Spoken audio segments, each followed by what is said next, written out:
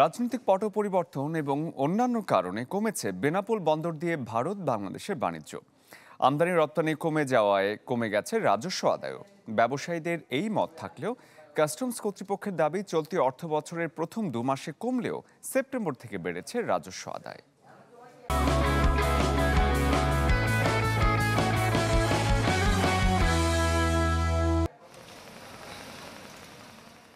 দেশে স্থলবন্দর দিয়ে আমদানিকৃত পণ্যের 70% আসে বেনাপোল দিয়ে। আয়ের দিক থেকে যা একক বন্দর হিসেবে সর্বোচ্চ। তবে এ ধারায় ছন্দপতন সাম্প্রতিক রাজনৈতিক প্রেক্ষাপট, ডলার সংকট এবং ঋণপত্র খোলার জটিলতার কারণে।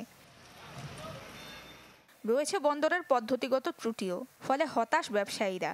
অনেকে গুটিয়ে নিয়েছেন ব্যবসাও, বিপাকে বন্দর শ্রমিকরাও।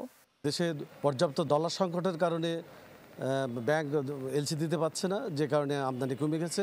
ডিউটিও বেশি দিতে হয়, ট্যাক্স বেশি লাগে, প্লাস টাকা বেশি লাগে। এই কারণে মানে রপ্তানি আমদানি একটু স্লোত আর কি আছে। যে কটা গাড়ি এসে ওইভাবে নিয়েছে, ও যাচ্ছে, ওলা লড়াছড়াও করছে না, যা টুকটাক কাজ হচ্ছে, দিন চলছে না। আমাদের খুব কষ্টের ভিতরে রয়েছি। আমাদের যে পোর্ট কর্তৃপক্ষের যে অসহযোগিতাগুলো রয়েছে, তাদের যে স্থাপনা, তাদের যে ইকুইপমেন্টগুলো, তাদের যে স্ক্যানারগুলো, তাদের যে পোর্টের যে জায়গাগুলো সঠিকভাবে যদি স্থাপন করতে পারে, তাহলে আমি মনে করি আমদানিটাও দ্রুত আগের মতো অবস্থায় ফিরে আসবে।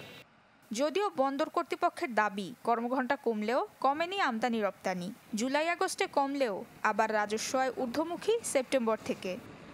আমাদের যে দৈনিক যে একটা রেশিও অতীতে যা ছিল এখনও তাই আছে।